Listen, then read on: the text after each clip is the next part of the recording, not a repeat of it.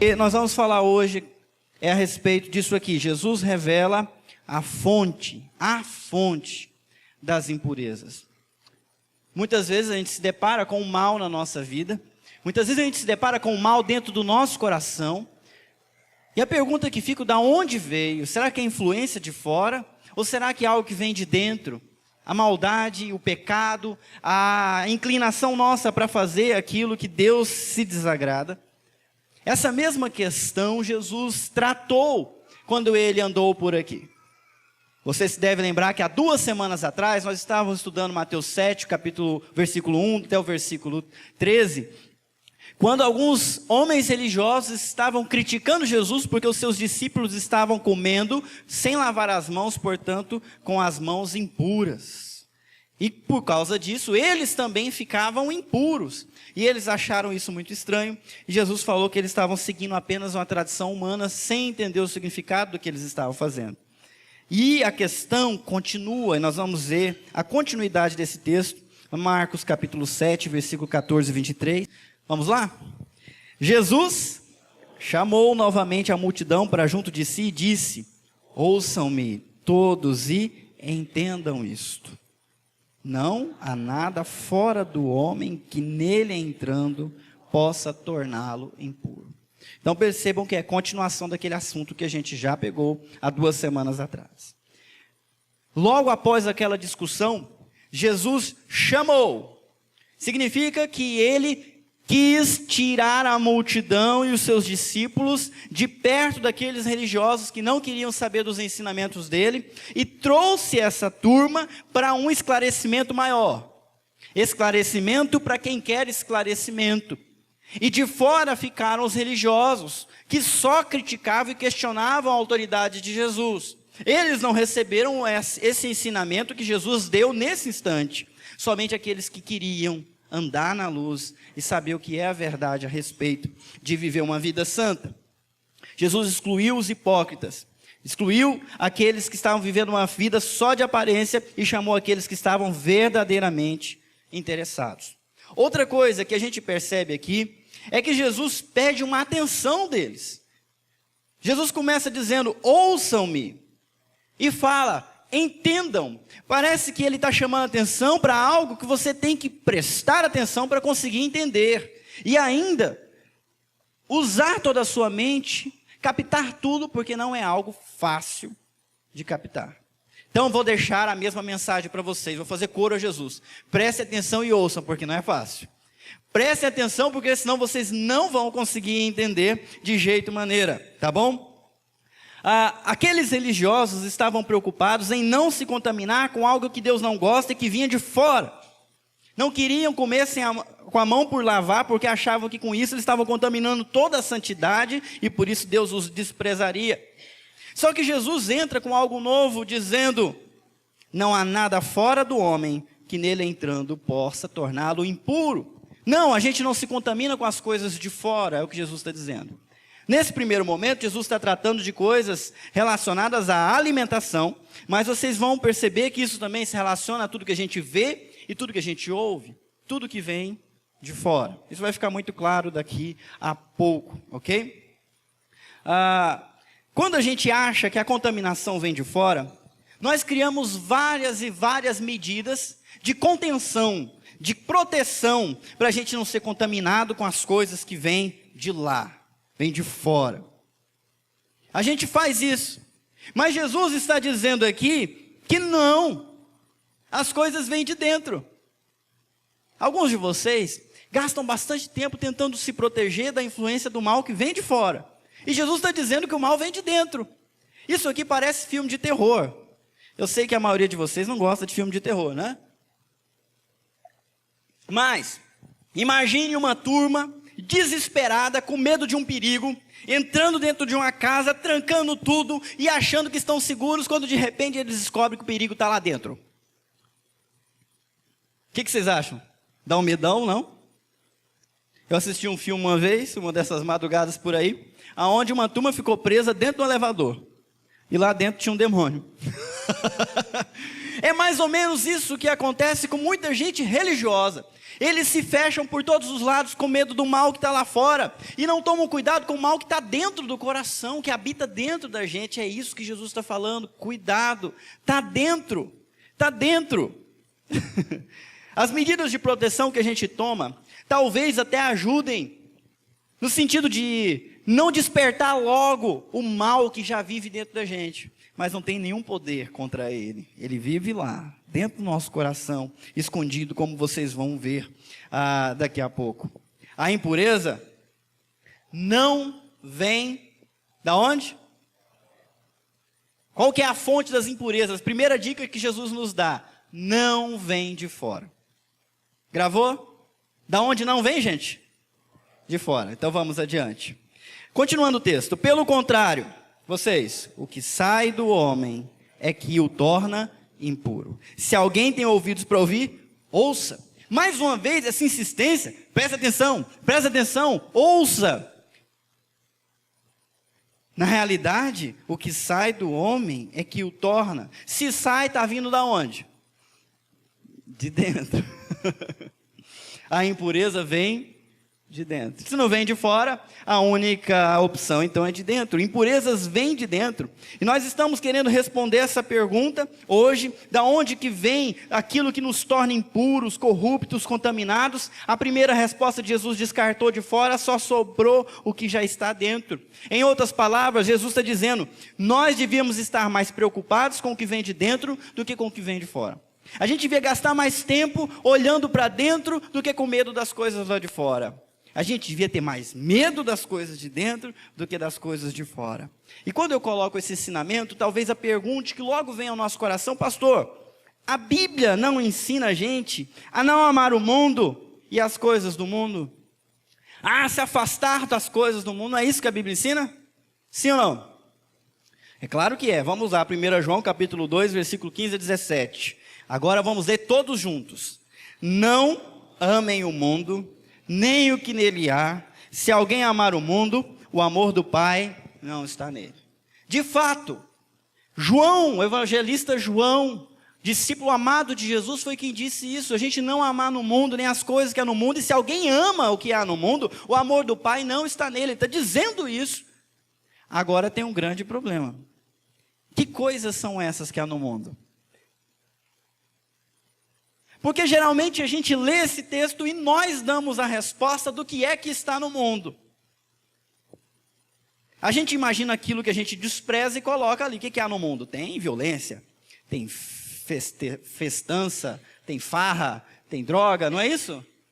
Tem música, tem TV, vai colocando um monte de coisa.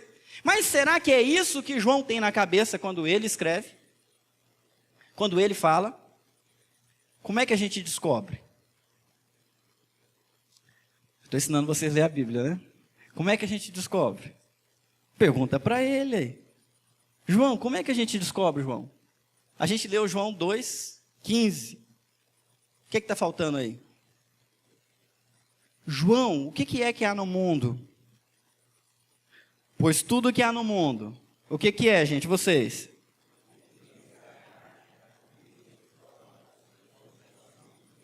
A cobiça da carne, a cobiça dos olhos e a ostentação dos bens.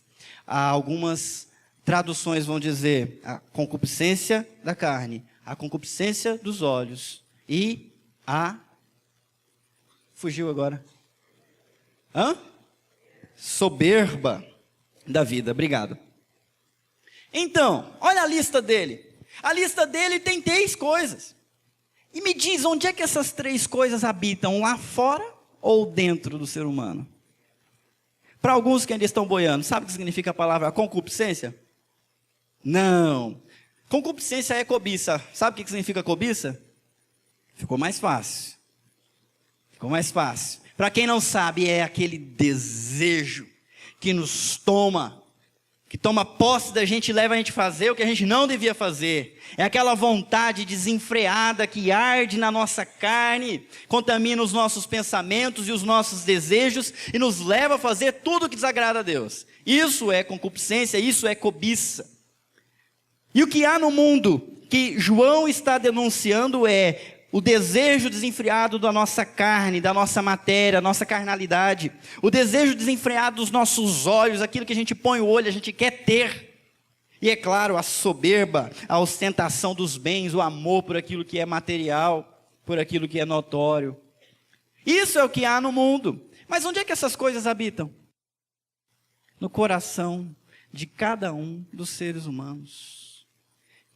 Mais uma vez, a Bíblia não se contradiz quando fala que o que há no mundo é justamente o que há no nosso coração. O mundo é resultado daquilo que a gente faz dele, com as nossas escolhas, com as nossas atitudes. O mundo não é uma pessoa, o mundo é o resultado daquilo que a gente vive. É ou não é?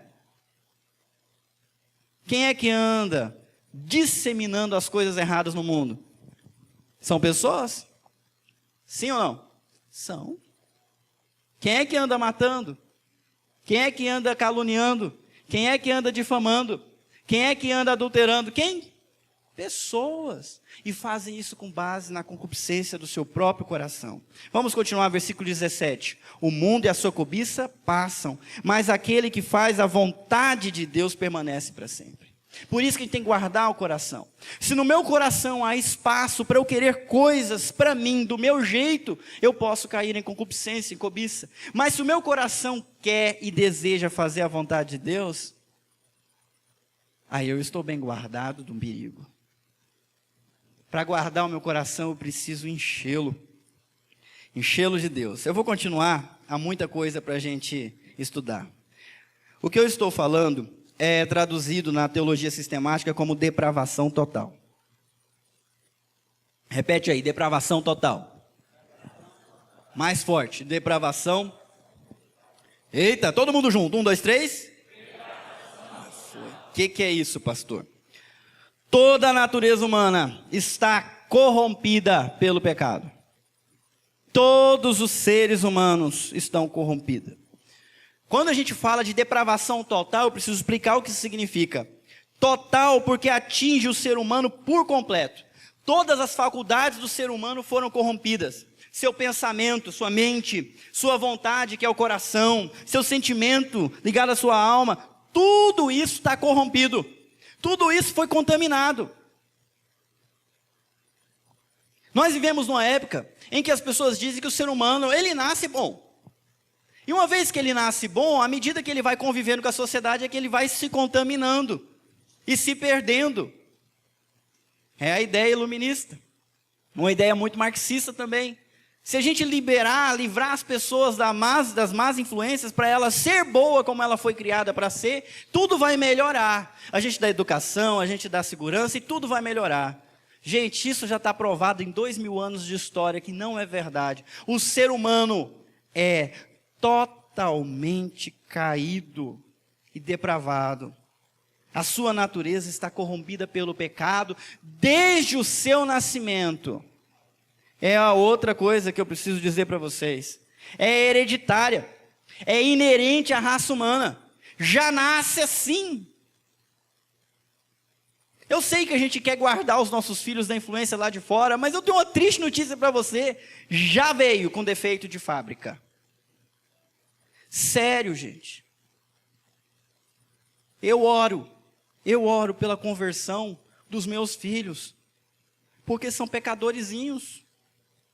Só são pequenos, mas já são pecadores. Hoje mesmo eles resolveram tocar o terror.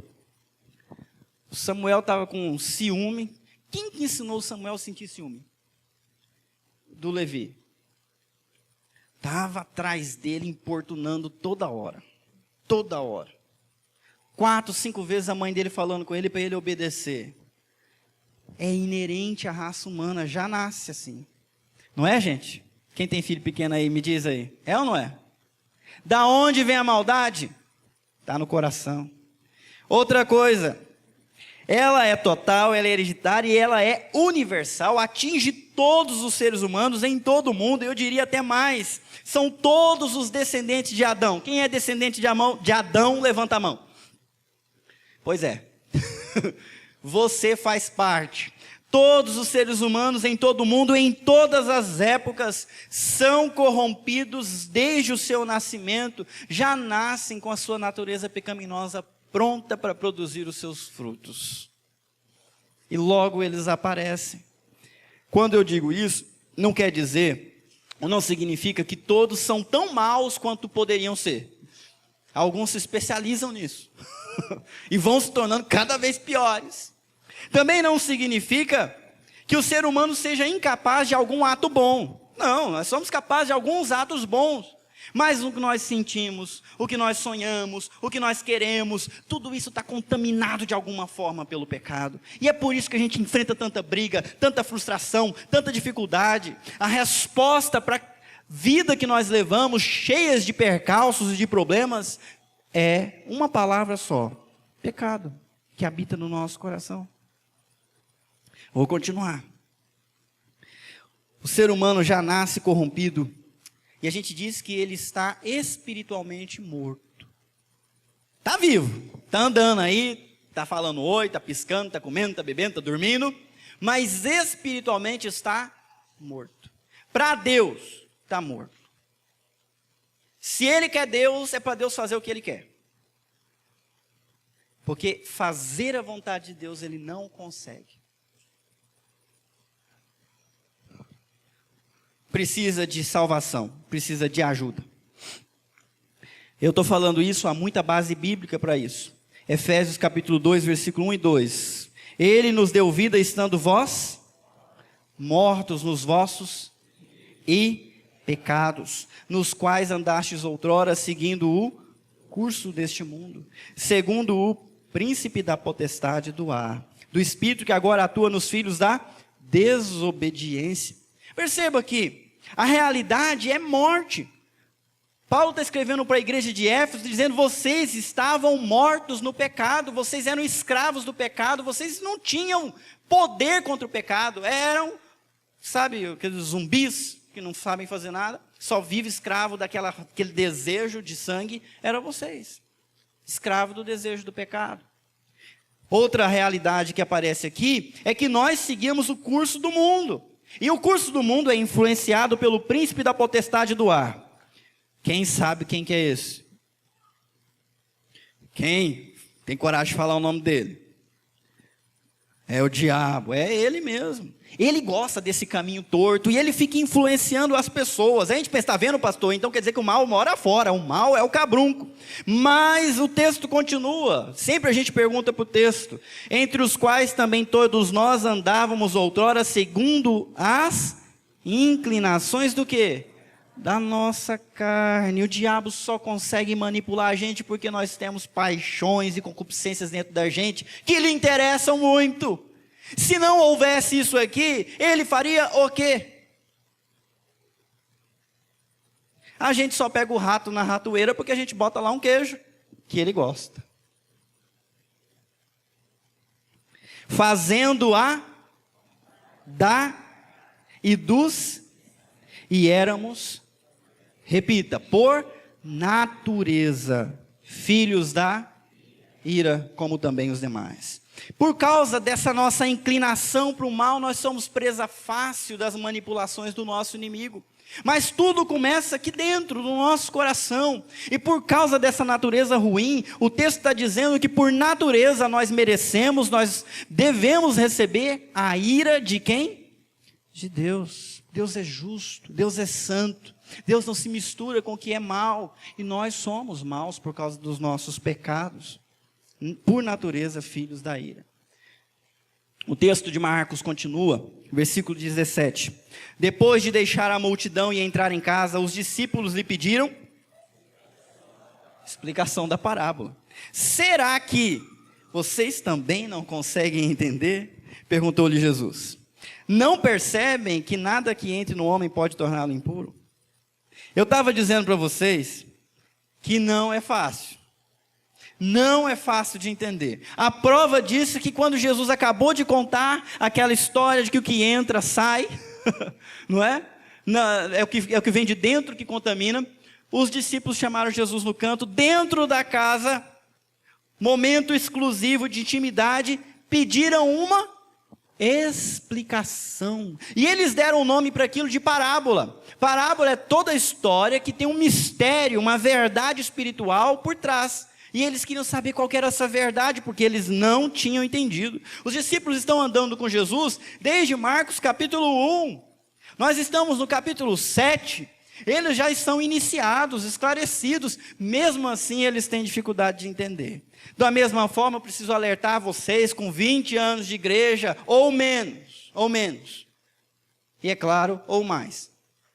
Pode ser que você não tenha entendido ainda. Porque não é fácil entender. Os discípulos precisaram de explicação. A pergunta de Jesus mostra que ele esperava que os discípulos entendessem. Parece que ele pergunta, poxa, até vocês não conseguiram entender? Versículo 18, será que vocês também não conseguem entender?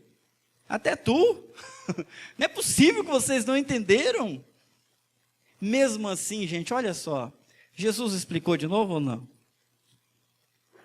Por favor, me responda, sim ou não? Jesus é tão paciente com a nossa, preguiça mental, com a nossa dificuldade intelectual. Jesus é tão paciente com a nossa demora. Ele é aquilo que a gente chama, aliás, que a gente fala, ele tem um longo ânimo. Um longo ânimo. Mas até agora vocês não entenderam o que eu estava falando, e mais uma vez, ele explica que coisas exteriores não têm o poder de corromper o ser humano. Ok? Vamos lá, continuando. Marcos 7, de 14 a 23. Por quê que o que vem de fora não nos contamina? Porque não entra em seu, mas em seu estômago. Sendo depois, ao dizer isso, Jesus declarou, puros todos os alimentos. Jesus está dizendo assim, o nosso organismo tem defesa contra as impurezas que a gente come por aí. Então, se a gente comeu algo que não presta, de um jeito ou de outro sai. Né? Sem mais detalhes. Às vezes dos dois jeitos. Mas sai. Porque o nosso organismo tem proteção contra a impureza. Isso não vai tornar a gente defeituoso pelo resto da nossa vida, não é? Da mesma forma, essas leis cerimoniais de purificação e alimentação dos judeus, elas são interpretadas no seu contexto agora. Aquele povo não comia sem lavar a mão com medo de se contaminar. Mas quando Deus deu essa lei, a intenção não era produzir homens mais santos porque lavam as suas mãos. Não era produzir um povo mais dedicado a Deus só porque lavou a mão. A intenção da lei era o quê?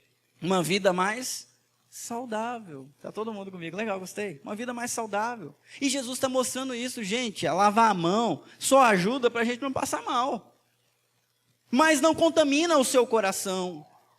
O que a gente come não contamina. E agora eu quero entrar para a parte desse texto. A lição que a gente aprende aqui.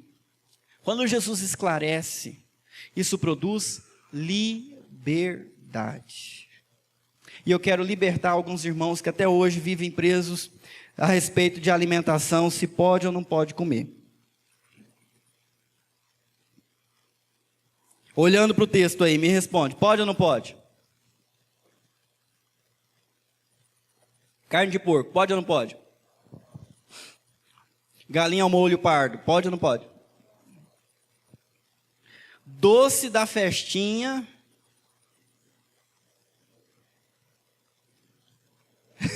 Vocês já pegaram? Pode ou não pode? Gente, tem algum poder sobre mim? Eu falo como Paulo, se eu como dando graças, ok? Agora, cuidado com quem vai se escandalizar, porque aí já virou pedra de tropeço. É só isso que eu peço para você. Cuidado com quem está do teu lado, que às vezes se escandaliza. Mas o texto está dizendo, Jesus declarou puros todos os alimentos. E é por isso que a gente pode comer sim o pernil, o presuntinho, né? Porque Jesus nos libertou da imposição dessas leis cerimoniais, como se isso pudesse nos proteger do mal que vive dentro. Nós somos uma igreja que prega a liberdade, porque Jesus prega a liberdade também. Não é por obedecer mandamentos que nós vamos se tornar mais santos. É por nos consagrarmos a Deus em tudo o que a gente faz, inclusive da maneira como a gente come. Liberdade. Liberdade. Quando a gente estuda a palavra, ela produz liberdade. Não aprisionamento a normas e regras, mas liberdade.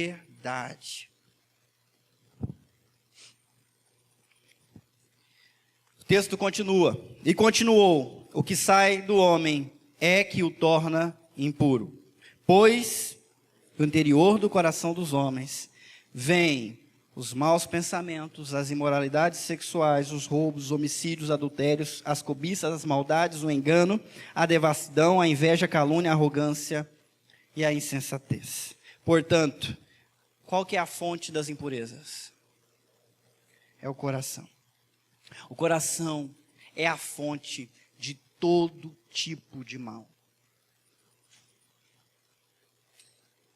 Eva não teria caído se seu coração não estivesse cheio de cobiça por aquele fruto. Caim não teria matado seu irmão Abel se o seu coração não estivesse cheio de ciúmes. Na realidade, Deus se encontrou com Caim em Gênesis capítulo 4, versículo 7, antes dele cometer o assassino, e disse para ele, o assassinato, né? Se você fizer o bem, não será aceito, mas se não o fizer, saiba que o pecado ameaça a porta.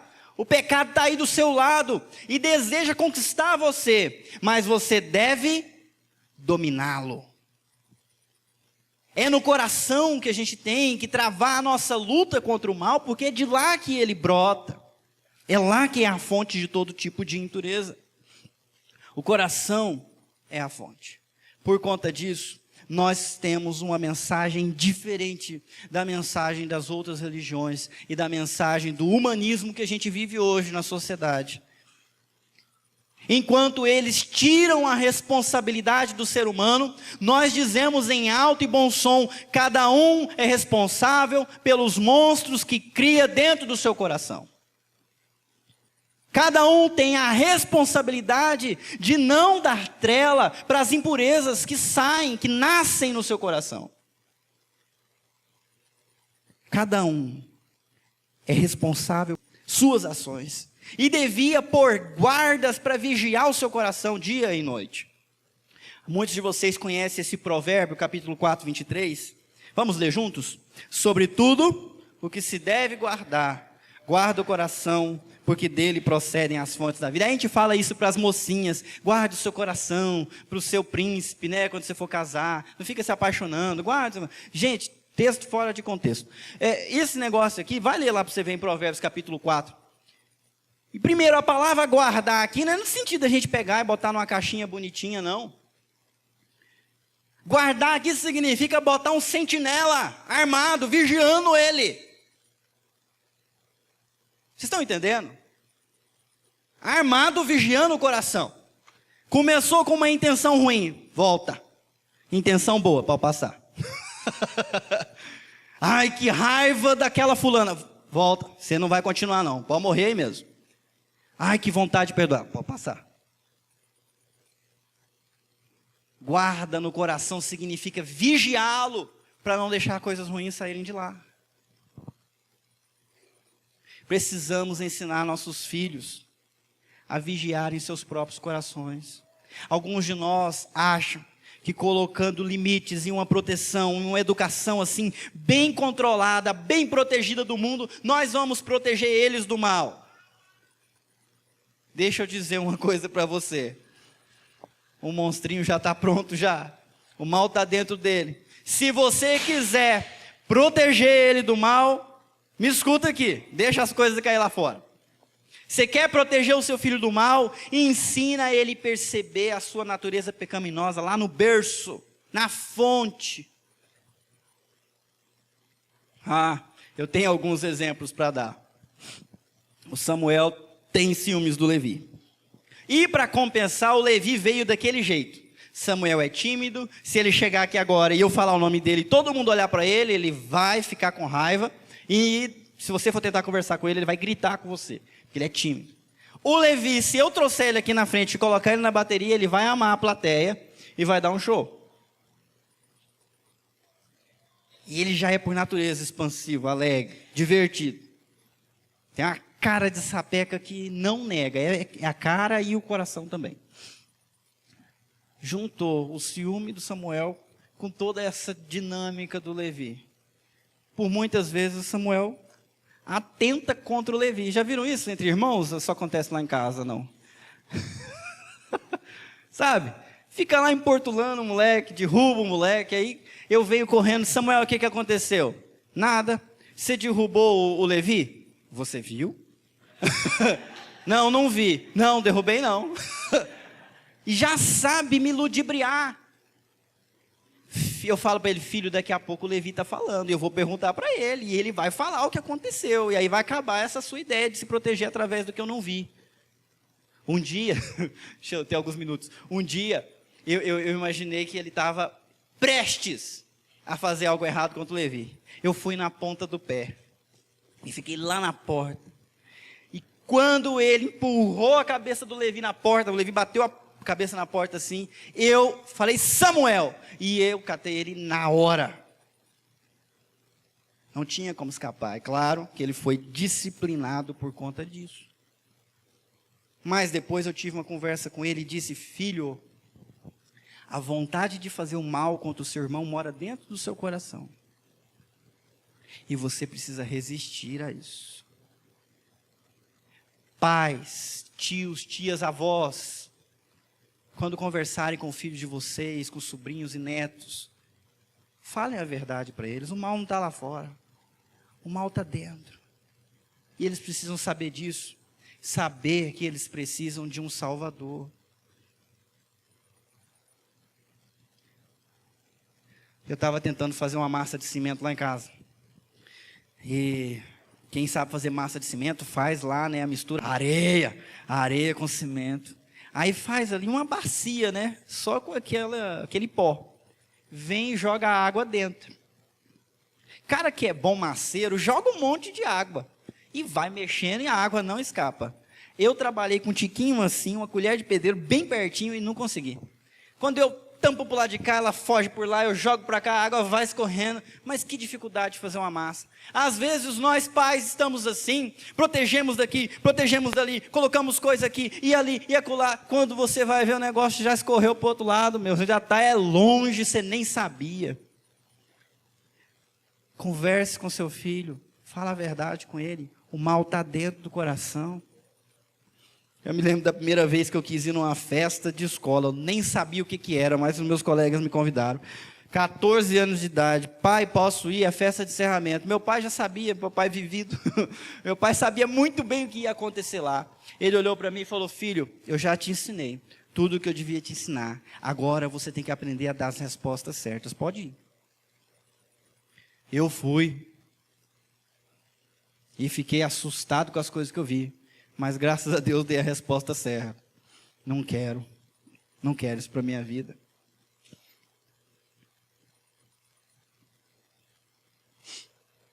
Há muito que a gente aprendeu hoje, vamos embora.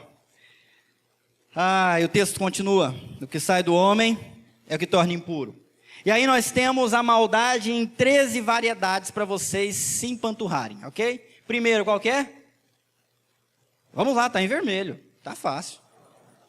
Maus pensamentos, porque os nossos pecados sempre começam com pensamentos, não? Sempre começam com deliberações, sempre começam na nossa mente.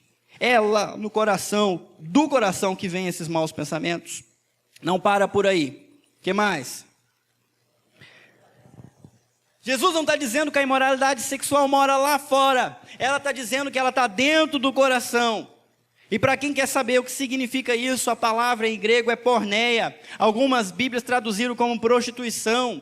Porneia é um termo muito amplo, que é para caber todo tipo de desvio sexual. Todo tipo de desvio sexual. Todo e qualquer tipo de inclinação sexual que Deus não permite. Se vocês quiserem uma lista mais precisa, vamos lá. Fornicação. Contato sexual por cima ou por baixo da roupa, sem estar casado. Vem do coração isso e é errado. É algo que contamina. Pornografia. Não preciso explicar. Prostituição. Vamos lá. É você trocar favores sexuais por qualquer coisa que seja. Alguns trocam por dinheiro, outros por menos que dinheiro. Lesbianismo, homossexualismo, sexo com animais, pedofilia, incesto. E agora eu consegui a atenção de todo mundo. Incesto é toda relação sexual entre parentes muito próximos. Filho com pai, com mãe, com tio, com tia, com cunhado, com genro, com nora, com sogra. Tudo proibido pela palavra de Deus. É errado. E da onde que vem esses interesses e essas vontades? Lá de fora, né, gente? Não, vem do coração. E o que tem lá fora também saiu do coração de alguém. O texto continua, o que mais? Qual que é a outra variedade de coisa ruim que brota do coração?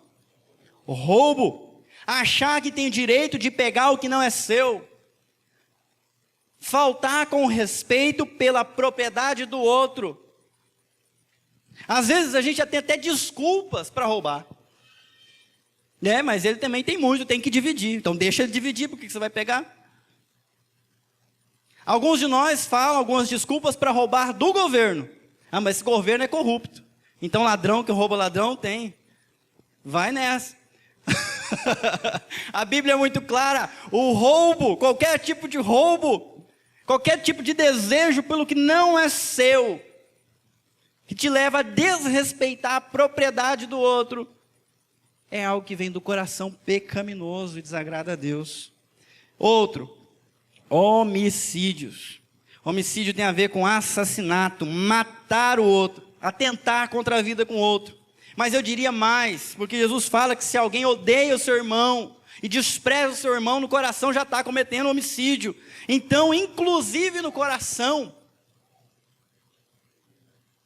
é pecado, é errado, é maldade que brota da nossa natureza pecaminosa. Essa semana nós vimos no Facebook, nós vimos no jornal, nós vimos nos e-mails, um monte de manifestações xenofóbicas. Eu falei difícil agora. Para quem não sabe o que significa xenofobia, é desprezo pelo outro que é diferente de mim.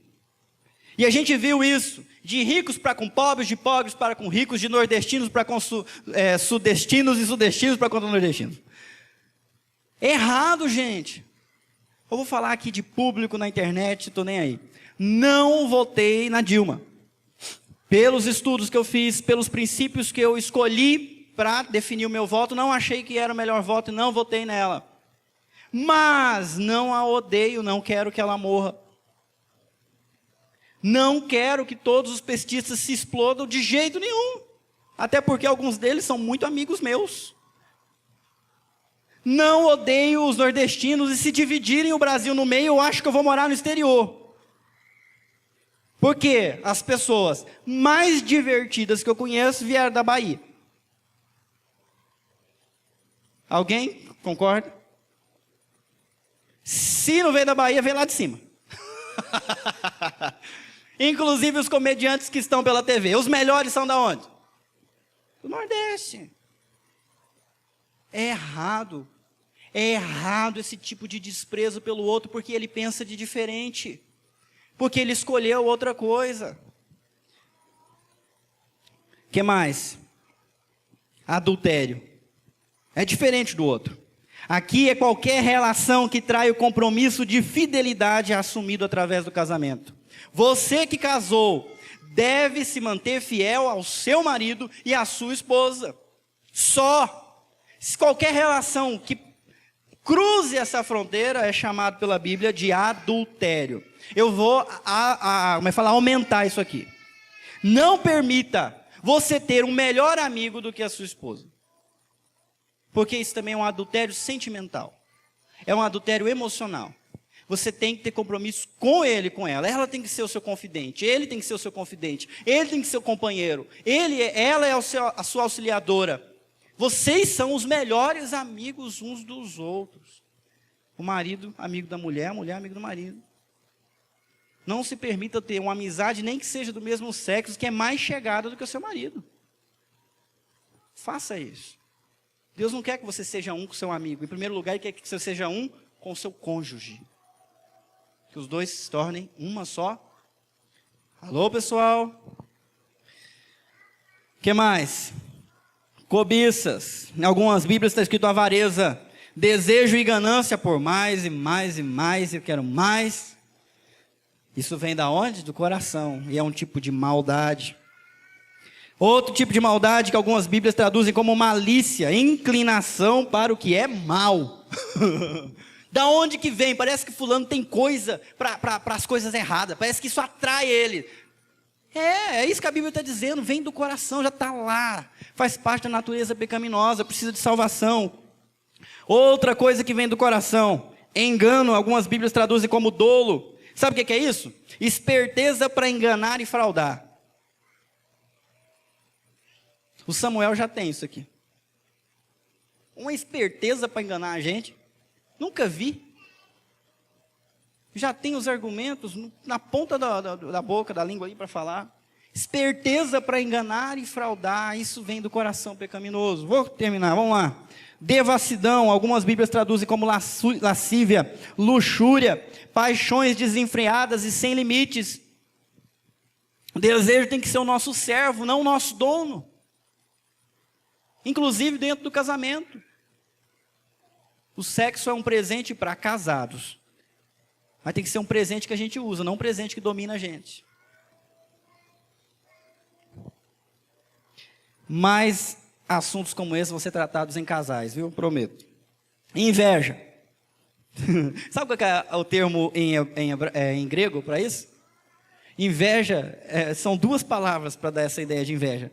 Sabe quais são? Olho mau. Nossa, não podia ser melhor, né? O que é um olho mau? Invejoso. Tem um olho ruim, não tem não? Quem tem um olho mau, cheio de inveja, não consegue se alegrar com a felicidade alheia. Não tem prazer em ver o outro se dando bem, porque tem inveja. Não tem prazer com o jardim bonito do outro, porque tem inveja. Não tem prazer com o filho legal do outro, porque tem inveja. Meu Deus, isso é maldade que vem do coração. Calúnia, também traduzido como blasfêmia, difamação contra o bom nome de alguém ou contra o nome de Deus. Da onde que vem isso? Vem do coração. Não é coisa que se aprende lá fora, não. É coisa que se desenvolve e às vezes se encontra lá fora também. Mais uma arrogância, soberba. Soberba e orgulho para consigo mesmo e, é claro, desprezo para com os outros. Por último, insensatez. Algumas Bíblias colocam como loucura. Sabe o que é insensatez? Estupidez e tolice. Você que já encontrou gente estúpida e tola por aí, você achou que ele aprendeu lá fora? Não, estava lá no coração dele desde que ele nasceu. Tinha que ter colocado guarda. Tinha que ter conhecido salvação para com isso. Eu e você, às vezes, somos estúpidos e tolos também, não é não? Vivemos uma vida negligente, sem cuidado, sem prestar atenção no que devia prestar atenção, pura insensatez. Ouvindo o que a gente não deveria ouvir e deixando de ouvir aqueles que a gente deveria ouvir.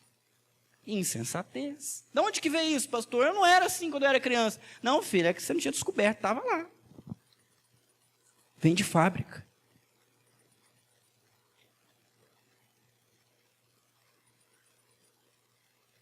Todos esses males e tornam o homem. O real problema reside no coração. Se a fonte for ruim, não adianta tentar beber dessa água. Parece que eu estou terminando o sermão. Realmente, estamos chegando nos últimos slides. Só má notícia. Então vamos lá, vamos piorar o negócio. Que impurezas brotam do seu coração? Eu falei 13, quais são as que brotam no seu? Fica com vergonha não, todo mundo tem. Olha para o lado aí que você vai ver a depravação total aí do seu lado. Ó. Vocês estão rindo, gente? Eu tinha um tempo atrás que eu era inocente demais. Eu achava que eu era a pior pessoa do mundo e todas as outras eram melhores. Então eu achava, né, que, nossa, eu era o pior homem, né, o mais depravado. Eu comecei a conhecer o ser humano e agora eu não me assusto com mais nada, não. Eu não tenho esperança nenhuma no ser humano. Às vezes, aliás, eu não ponho esperança nem em mim. Pela minha força, meu coração é uma fonte a fazer coisa errada. Adão continua muito vivo aqui dentro. Quais são as impurezas que brotam do seu coração? Elas estão aí. Raiva, inveja, maledicência, algum tipo de perversão sexual que te consome, que te carrega, te domina. Todos nós as temos. Quais são as suas? Como você recebe a liberdade desse esclarecimento? Eu faço essa pergunta porque quando eu falo que o mal não está lá fora, alguns de vocês ficam muito preocupados, dizendo, pastor, a gente não pode ensinar isso porque a gente tem jovens. E eles vão achar agora que eles podem fazer o que é, eles vão mergulhar de cabeça lá fora, nas coisas erradas. Mas aí é só se eles entenderem errado.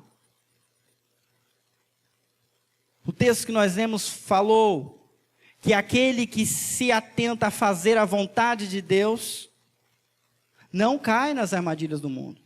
Tem muita gente que vai ouvir isso e falar, agora o pastor falou que não é pecado comer certas coisas, ir em certos lugares, porque isso não contamina a gente. Então eu vou mergulhar de cabeça. Pois é, você está mostrando o que já tinha na sua natureza. Você está colocando para fora porque agora você já arranjou uma desculpa. E aí vai querer colocar a culpa em mim. Eu não estou dizendo isso. Eu estou dizendo que o mal, ele habita dentro de você e você precisa aprender a identificá-lo. Então, se você tem problema com bebida, essa é a sua fraqueza, esse é o seu vício, passe longe do bar. Seja prudente, seja responsável. Agora, se você quer alcançar alguém que está lá no bar e não tem problema com isso, o que você está esperando para ir lá? O lugar não vai te tornar impuro. Porque a sua vontade está pura. Vocês estão me entendendo? Então, se o jovenzinho vier com você, então, mãe, agora que o pastor falou isso, eu posso ir nas festas. Eu quero ir na balada tal, Natal e Natal. Que eu quero conhecer. Você pergunta para ele, qual que é a sua intenção na hora de ir lá? Por que você quer ir lá? O pastor falou que beber não é pecado, então eu vou experimentar. Por que você quer experimentar? Qual que é a sua intenção? Eu quero descobrir o que é fogo.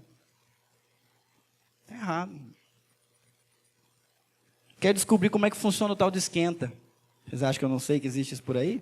Eu sei. Agora, por que é tão difícil entender, hein, gente? Por que é tão difícil compreender isso? Por que a gente sempre escolhe o lado das normas, das regras, das imposições, inclusive sobre nós mesmos? A explicação está aqui na frente de vocês.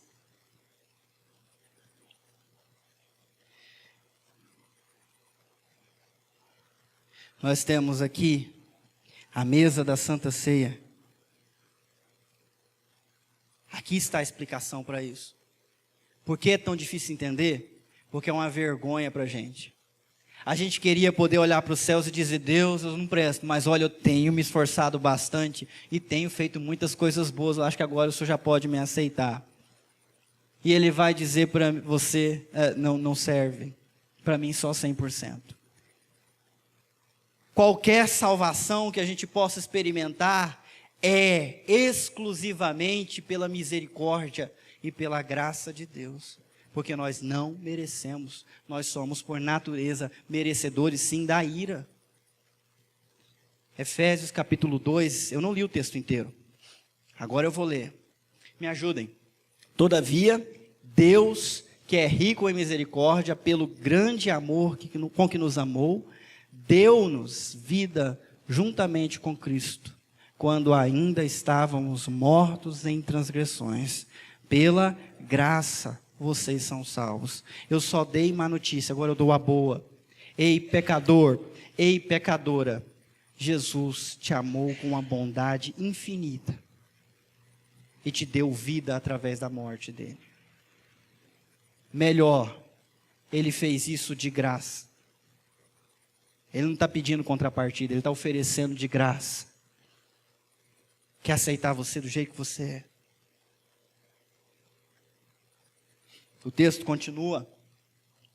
Deus nos, me ajudem aí, ressuscitou com Cristo e com Ele nos fez assentar nos lugares celestiais em Cristo Jesus, para mostrar nas eras que hão de vir a incomparável riqueza da sua graça, demonstrada em sua bondade para conosco em Cristo Jesus.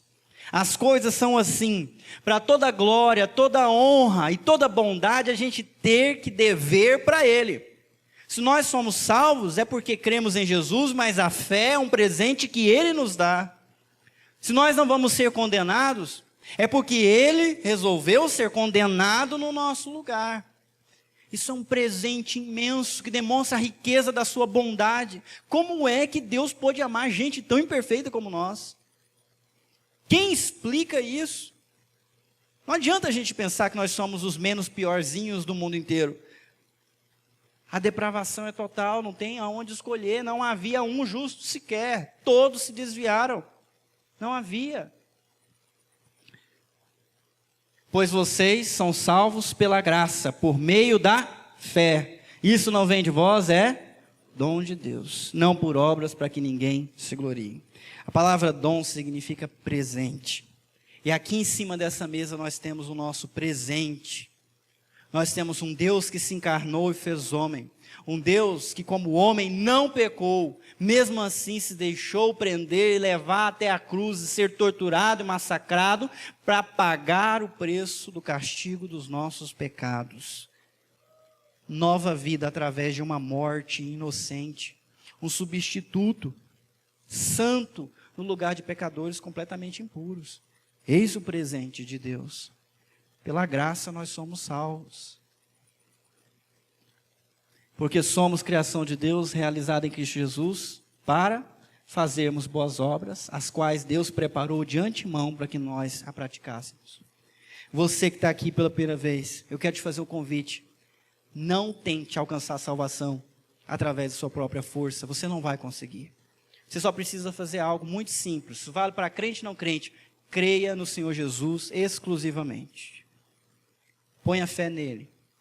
Faça dele o seu Salvador. Você estava morto, ele soprou vida em você.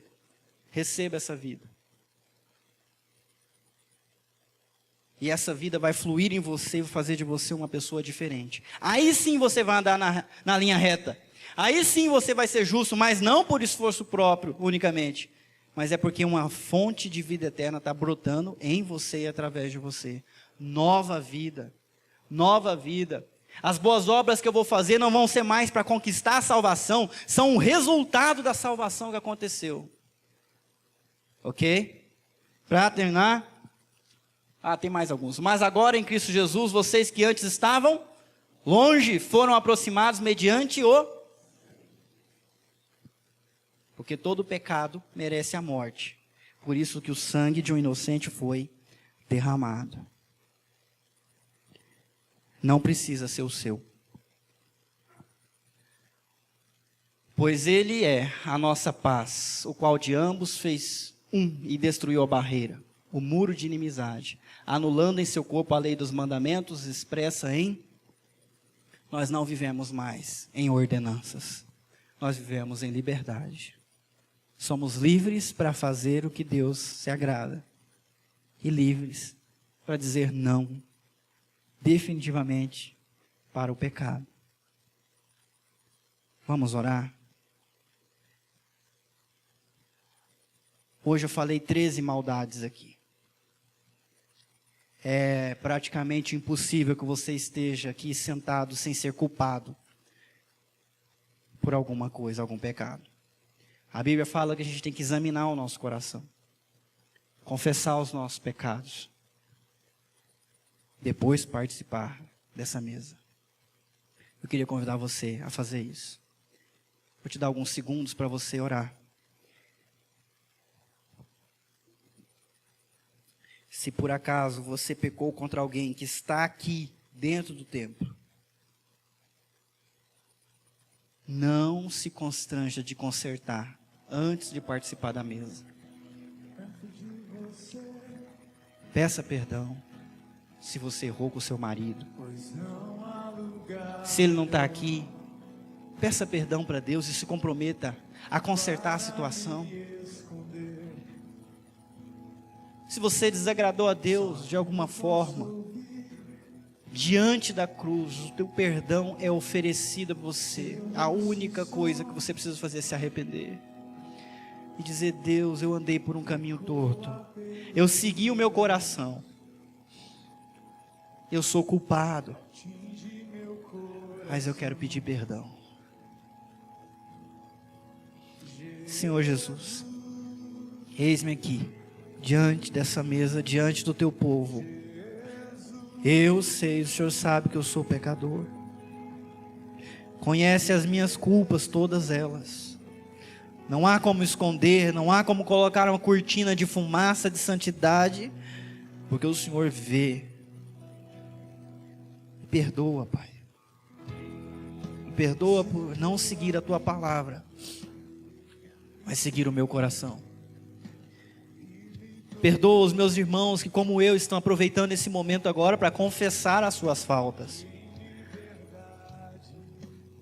Nós queremos experimentar a promessa da tua palavra, 1 João, que diz que se confessarmos os nossos pecados, o Senhor é fiel e justo para perdoar os pecados e nos purificar de toda injustiça. Purifica-nos, Senhor Jesus, através do teu sangue. Que a oferta tua na cruz seja poderosa para mudar o nosso coração, amolecê-lo e transformá-lo em sua essência, a fim de que a gente queira e persiga a vontade de Deus e encontre nela o nosso inteiro prazer. Faça esse milagre por completo em nossos corações, em toda a nossa igreja, para a glória do nome do teu Filho Jesus. É essa a oração que nós fazemos. Amém.